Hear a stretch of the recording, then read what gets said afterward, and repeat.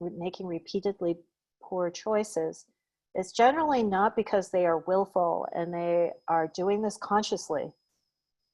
It's really because they don't always have the same problem-solving skills that they had in the past. I think that doctors are often, and myself included, are sometimes reluctant to use the word dementia because it has a very stigmatized feeling. When someone says the word dementia at an appointment, it immediately causes an emotional reaction. And for older people, they often think of demented people. That is, they think of crazy people. And that's not what it means. In the medical term, dementia means that one has lost the ability to do activities of daily living, manage your finances, make day-to-day decisions, taking into account their previous experience, their values, and the information presented to make a good decision for them. And so when this state happens, of course, patients will need help. And if you have been part of their appointments, it will be easier to be involved in some of these discussions. Now, I saw from the chat room, it appeared, I go to the PD appointments, I feel uncomfortable speaking frankly. There might be facts that he doesn't like to accept.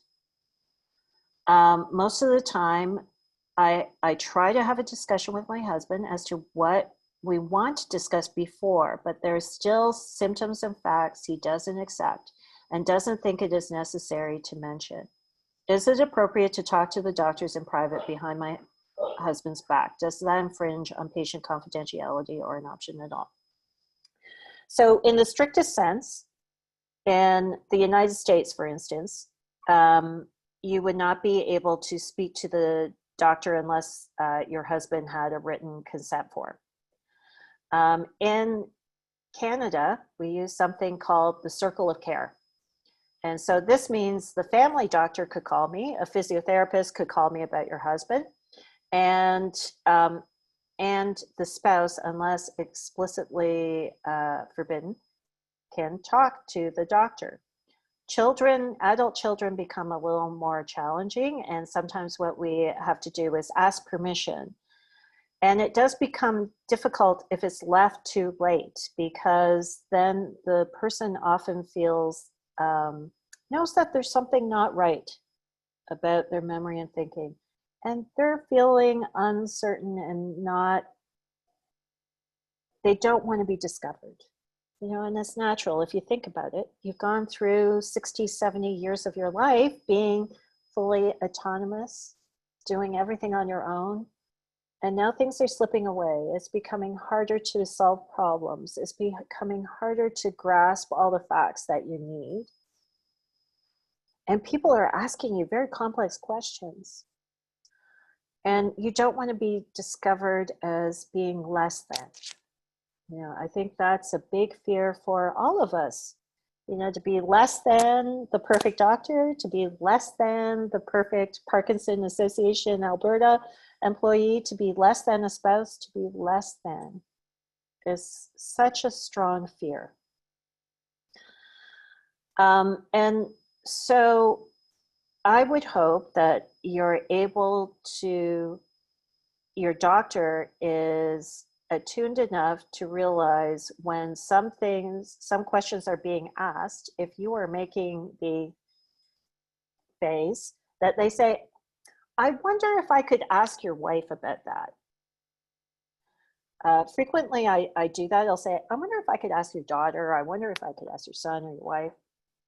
And out comes pouring a very long story or many examples that are useful and helpful. And the patients can object in the appointment. And yes, it can be a not very pleasant drive home. But in the end, it is better for the doctor to know and to explain that these certain things do happen as part of Parkinson's, or maybe they don't. That's also important to know, because often when someone is diagnosed with Parkinson's, suddenly the rest of their body ceases to exist. And frequently I'll have patients coming with totally unrelated symptoms, and they'll say, well, my doctor says it's my Parkinson's. I'm like, no, it's not. So we also have to know what's happening to say, yes, that is expected, or no, that sounds really odd. I'm going to write that to your family doctor to look into further. And I think that's, the truth is important. Now, that being said, your truth and your husband's truth are different. And as they say, somewhere in between is the real truth. Because your perspective is also from living 24/7 with someone, and maybe having your own health challenges. And I see many of the spouses of the patients struggling. And one of my patients' spouses broke out crying and said, I'm not good. I'm not good. You keep telling me I'm doing a good job. I'm not. I lose my temper. I'm so impatient. And I said to her, you're just human. Like, nobody can expect you to be perfect 100% of the time. And yes, you may know that you're impatient, but it's natural. And as long as you have that insight and you try, we can't ask any more.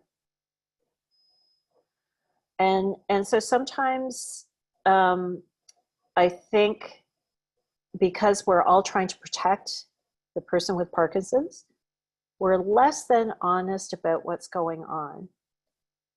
Some of the big challenges are apathy, which families find incredibly, incredibly challenging. And to date, nobody has a truly 100% effective approach to that.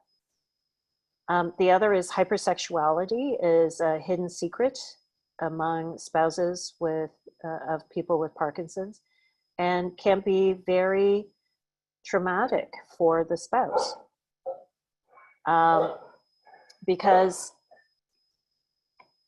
the relationship is different, and often the ability to have intercourse is different, and it is a taboo topic still to talk about your relationship with your spouse. But these behaviors are important to disclose, because you need to try and preserve the relationship as much as possible, because this work is hard. And also you, as a caregiver, need to be protected as well. So I would say try to do it in an open way. But the commonest way that my patients' spouses do it is they sit behind the person. So the person with Parkinson's sits close to me. They sit behind them and they're making signals. And that's very helpful because I just say, oh, so you feel everything's going great. I wonder if I could get the perspective of your wife. And in terms of infringing on confidentiality, I think it's the intent that's important. You know, your intent is not to hurt your husband or tattle. So many times spouses use that word tattle. I'm tattling. But it's not. You're trying to help your spouse have the best possible life. And if they're having impulsive behavior, or if they're having problems with problem solving, or they're hallucinating, it isn't a pleasant place to be. I think sometimes we forget that perspective. Having hallucinations is frightening. Things are happening that are not logical. that people say are not happening and you believe it's really there. That must be a terrifying place to be. Or if you have this drive to have sex and you are always having this drive, but you can't actually complete the act, how frustrating must that be? How demoralizing must that be day in and day out to remind you, again, you are less than. So I think of giving an accurate history as not breaching confidentiality, but really giving the healthcare team the tools to make the best recommendations for patients. I have to have some water.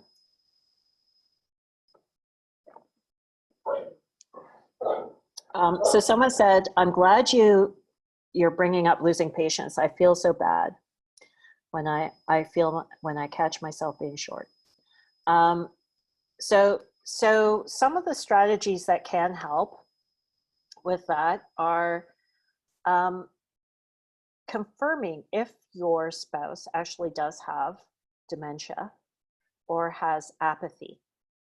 Because if they do, then your expectation of what they are capable of doing may need to adjust.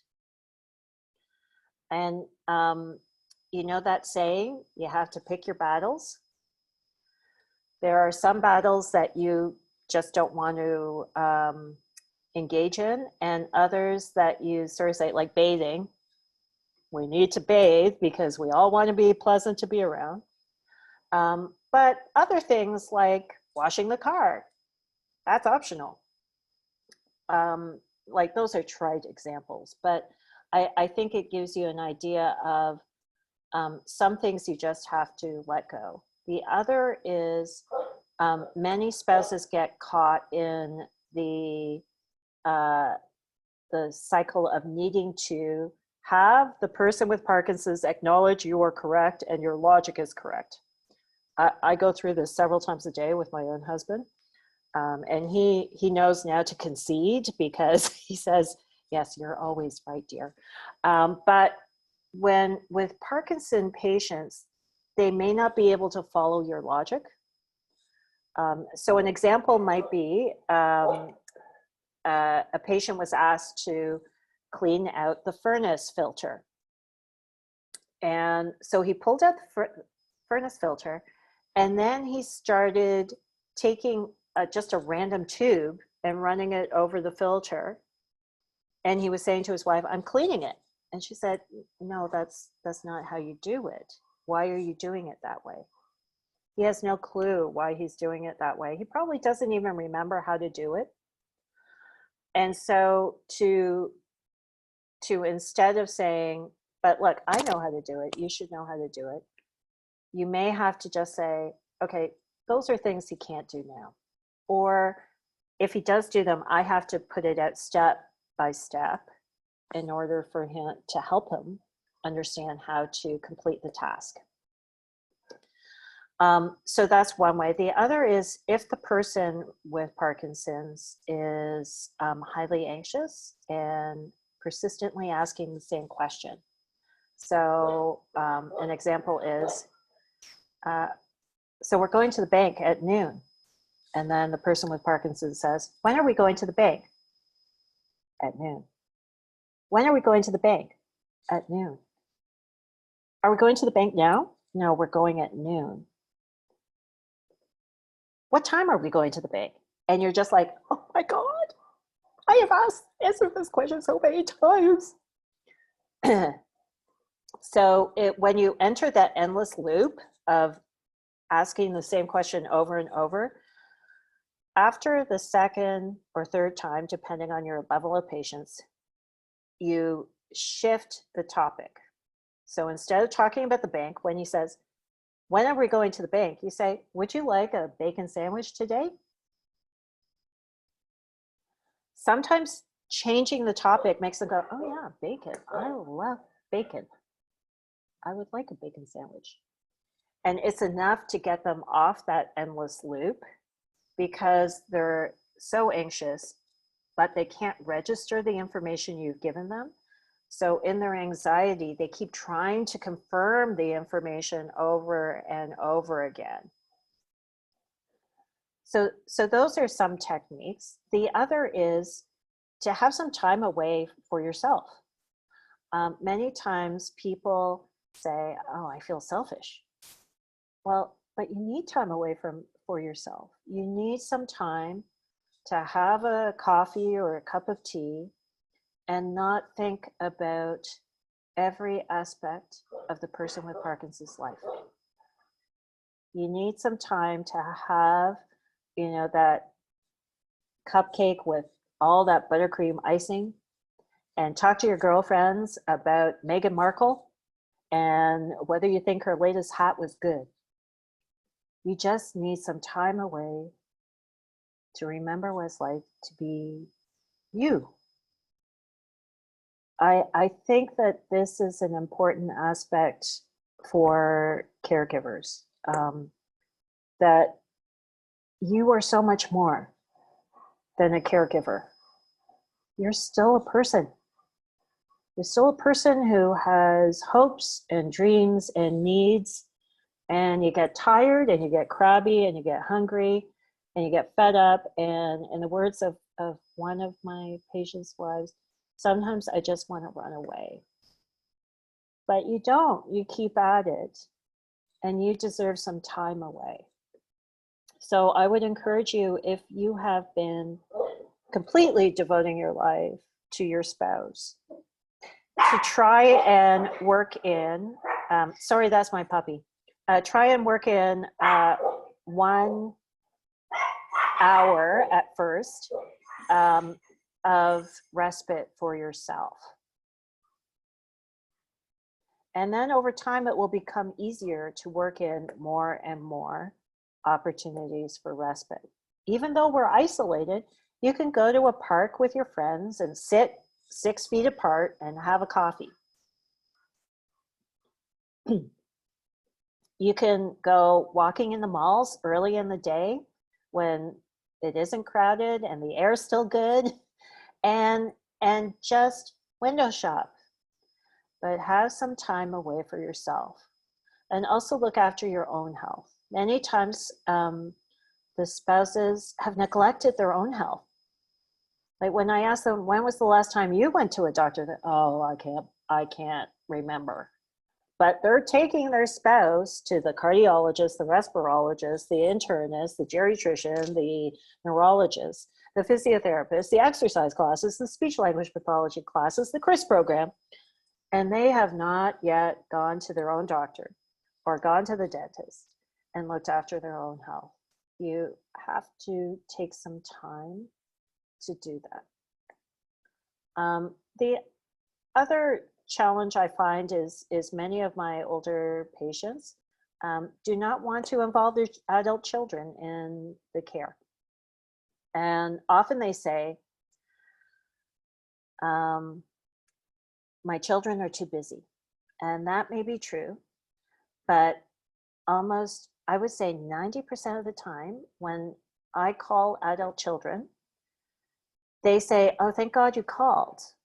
I've been wondering what's been going on, and I really want to be involved, but they're so independent, they won't involve me.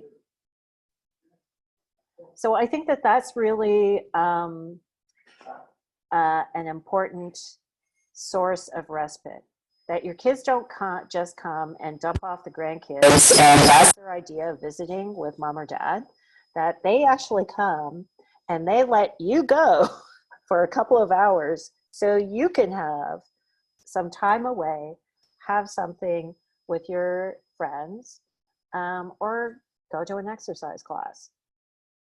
And so that's great, honey. So I had to acknowledge my husband there. So another question is, I have noticed getting into the teacher leader tone, I feel terrible. I understand that he may feel belittled.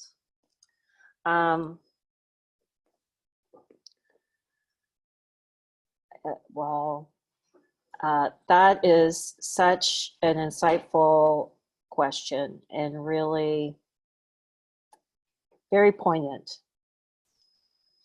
I can see that it is a challenge to help your spouse still do the activities of daily living that he or she needs to do, and yet not feel that you are talking down to him or her. I think that is a big challenge. Some of the strategies that, well, one strategy that one of my patients' wives found very helpful was to let them at least try. And when they saw them struggling, to ask if they needed help or ask if they needed some suggestions to help complete the task. And I know that sometimes you're probably thinking, it's just faster for me to do it myself. And yet it is very important for your spouse to feel that he or she is still contributing to the household, either emptying the dishwasher or doing some aspect of the work around the house, the work that is really part of being a couple. And it's hard to do it and not sometimes come out as being nagging. A lot of my spouses also use that word, nagging. I feel like a nag. I feel like I'm always dragging him around. I feel like I'm always trying to get her to do things. I feel like I'm a parent more than a spouse.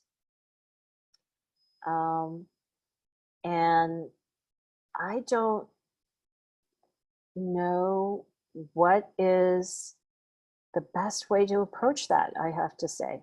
I certainly found that with caring for my mother, that there were times that I let her struggle with things, and then other times when I did become very directive. And here's how we're going to do it.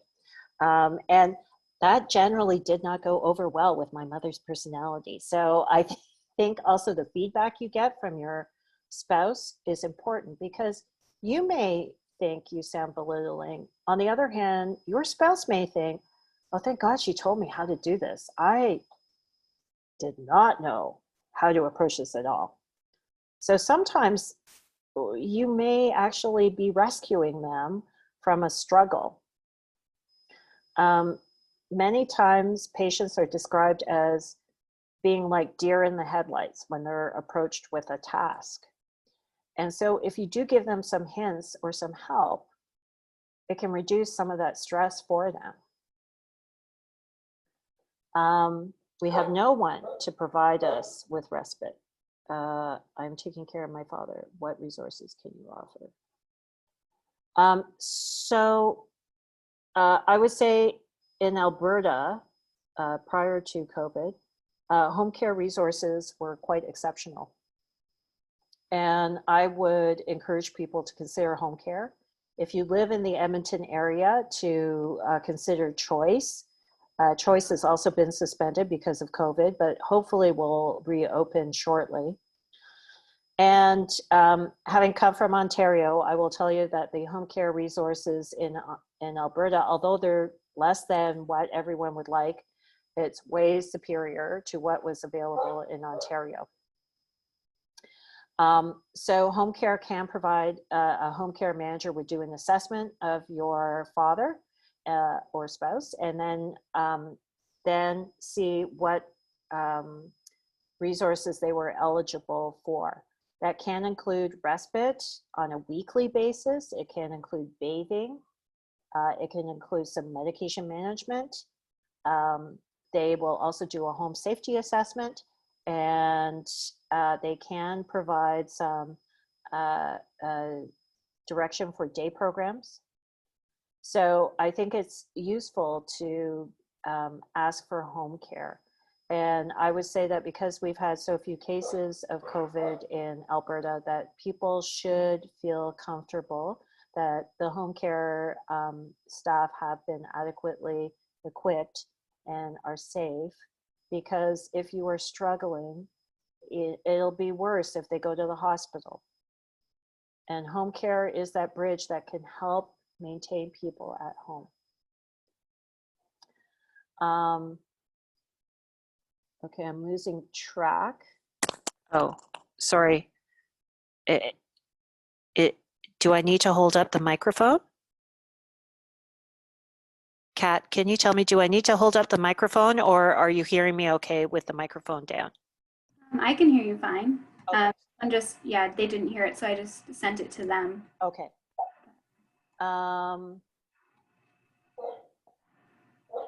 Oh, okay. So here's a question. Do you have any strategies to deal with cognitive delays in responding to questions besides increasing the wait time? Yes, that is challenging because sometimes if you prematurely provide the answer or suggestion of what the person is thinking, they actually come up with the answer right after. And you want to give them sufficient time to answer the question. Sometimes, what I personally have learned in trying to get a history from patients is my questions are really complicated. They have so many different parts to them.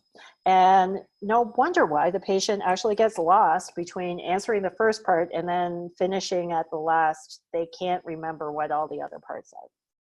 So the strategy I have come up with is keeping it simple. So instead of asking a multi-part question, just asking one question at a time. So an example might be, well, I'd like to go to the IGA to pick up some groceries, and I'm thinking of getting eggs, but I'm not really sure. So what do you think I should get? That's so many facts right there. To simplify it, you might say, should I go shopping today? And then once you get the answer, I'm thinking of getting eggs. What do you think? And so by dividing it up, you can at least allow them to pay attention to the entire short question and provide an answer, rather than them listening to a whole long train of words and then get lost. But it takes a lot of practice to do that.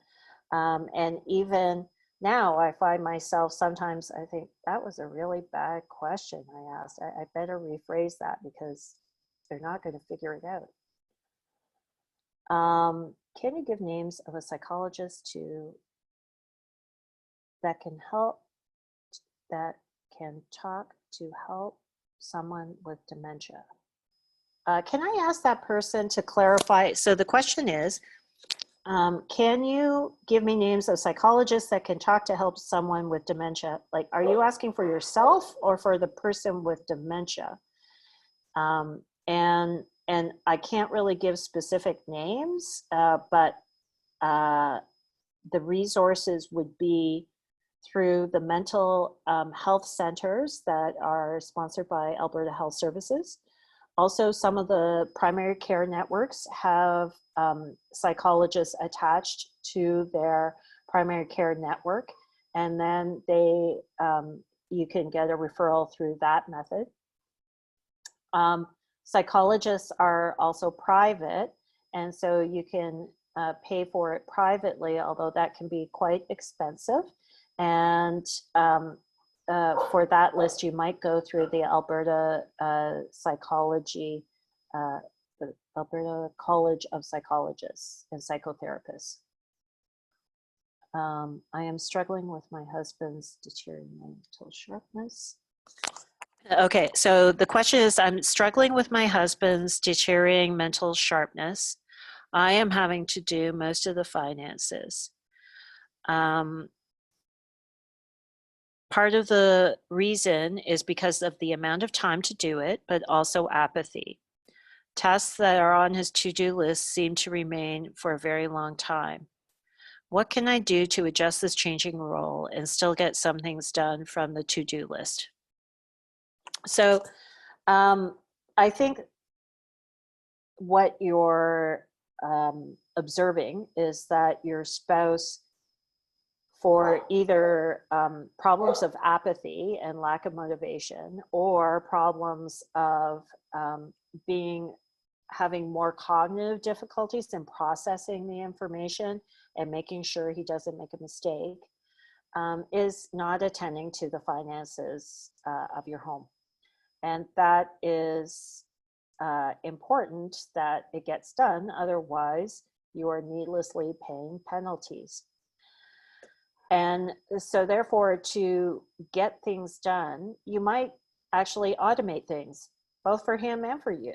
So some of the bills can be paid automatically, especially for utilities.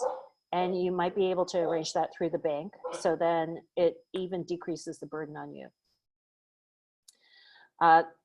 The other is to decide what he enjoys doing and what he can do. And if you can identify some things that he can or wants to do, then those are the things that he will do. And you will probably have to take over the finances. The other is, my husband is very anxious. So anxiety is very common for people with Parkinson's, and it does, it can occur with depression, but anxiety and Parkinson's can also occur completely separate from depression. Anxiety can be also be a non-motor fluctuation. So that means when the pills are wearing off, patients feel more anxious. If that is happening, sometimes increasing the dose of your medication can help. But in terms of long-term management of anxiety, one of the other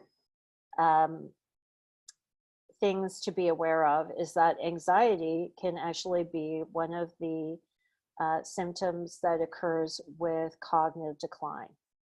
Because if you think about it, if your memory is less sharp, or you're having more struggles to deal with cognitive information, then every time you're faced with a new challenge or something novel, it's going to cause you anxiety, because, you know, I may not be able to solve this problem.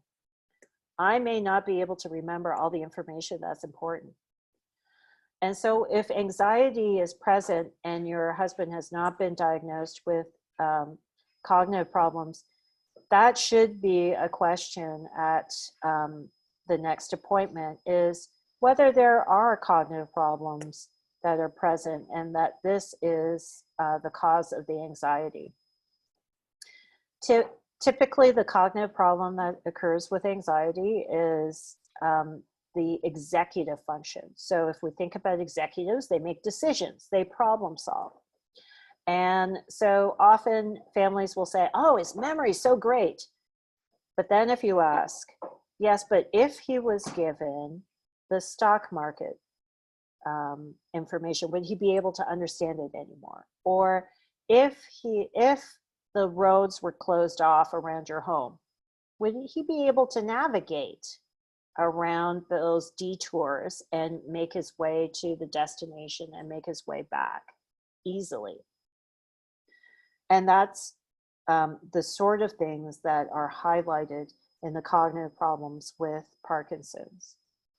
Because the anxiety is so linked to both mood for many people, cognition for other people, and to the response to the levodopa, many patients do need to be on medications to help with their anxiety.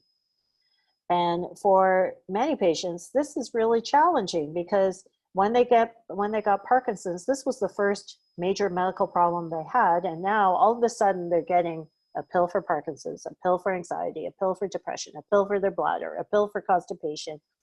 It is very overwhelming. But it can make a huge difference in how the patient interacts with others and how the patient is able to socialize and engage in activities. So dealing with anxiety is an important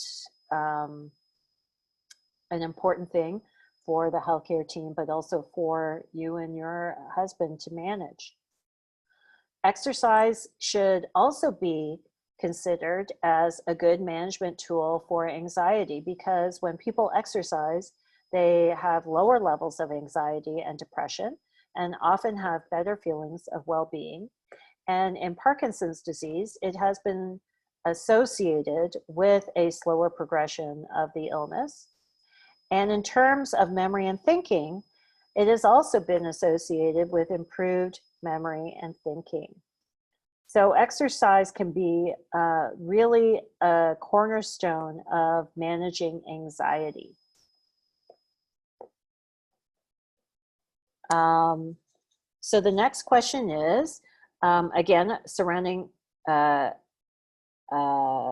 cognition, and that this person's spouse does not want to have the tests. And I'm tired of the fights. Are there other ways to get him to accept reality? Or should I just let things run and keep my fingers crossed? That is indeed really unfortunate. In our clinic, we test people's, well, we screen people's memory and problem solving every year.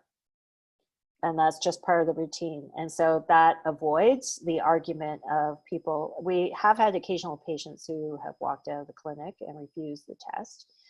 But overall, because we make it a routine every year, the patients just know this is going to happen. It's part of what happens in this clinic. And I hope that it helps them feel that the test is normalized, that they're not actually being pointed out or singled out in some way. I think that, you know, at the risk of telling another physician what to do, your family doctor could actually say, you know, we're just starting this as part of our screening, because there is actually a move among family doctors to be proactive at diagnosing dementia, because there are treatable causes of dementia. That might be another hook for your husband, because you can say to him, what if there's something that's treatable? So there are treatable causes of memory and thinking problems. And if someone is having memory or thinking problems, we always do these tests. And if it's treatable, then you can at least stop that process. But if you don't have any tests done, how will you know? The family doctor could also just say that we're now complying with recommendations to screen people's memory and thinking periodically, and today's your turn. So I think it is important to pursue it. Also for if your spouse is seeing a neurologist, it would be important to bring that up too at that time, to that that this is a concern of yours and you are wondering whether it can be tested. I have to say that the number of participants who are asking about the cognitive problems and are concerned is not surprising to me. Although many times in the clinic, because we do it routinely, we're picking it up pretty early. And when we bring it up, it's actually the spouse who says, no, there's nothing wrong with him. And we have to explain, the memory might be good, but the problem solving is not. And usually the drawing that they have to do is quite impaired. And that shows that visual spatially, so if visual spatial skill is being able to look at, say, this and realize it's kind of like a box. But if I ask someone with dementia to draw this, they wouldn't be able to draw this box. because to them it's kind of not quite right. And this also explains why people with visual spatial problems that are quite common in Parkinson's have single vehicle accidents where they hit parked cars or parked or poles or, you know, stationary objects, because to them, to be fair, they aren't seeing the car where it is. Like, it's kind of moved over. It's not really in the right place. And so they think they have tons of space and they sideswipe the car. Or when they're backing up, they think, oh, they had lots of space, but then they end up with the back folded in because they can't judge the distance as well. So it is important for many reasons to diagnose dementia. One, for the treatable causes, but two, there are some activities that when you have problems with problem solving, you should not be doing. And driving is probably the most contentious one. Driving in North America is associated with becoming an adult, being free, you know, the wide open roads. I can take my car and the convertible and I can be driving. But it is a privilege. And at some time, when people have memory and problem solving problems, they will have to give up that privilege. And the commonest statement I hear is, I'll know when it's time to give up.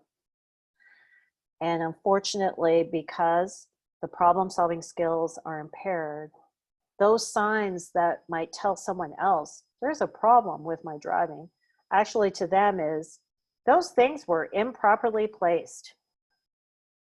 There's nothing wrong with my driving.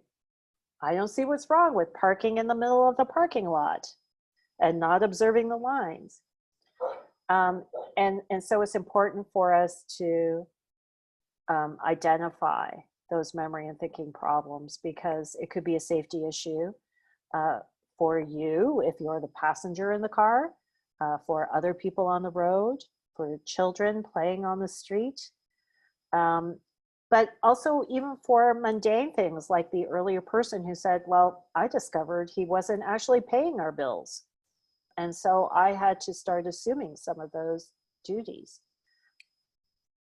And once again, speaks to trying to set it up early in the course of the illness, that this is a partnership and that you are trying to help give information that is accurate, at least in your eyes, and the doctor will make the judgment. But it's important for your husband to actually have his cognitive problems identified.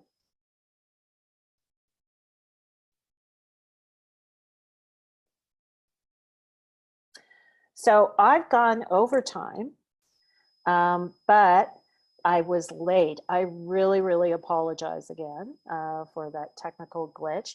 I hope that you found it helpful. I hope that you feel empowered to become involved in your person with Parkinson's care.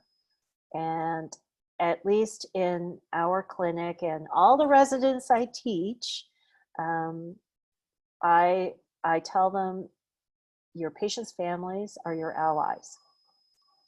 You need to recognize them as such, and you need to welcome them into your practice. Okay, well, thank you, Dr. Miyasaki, for joining us today. Very great.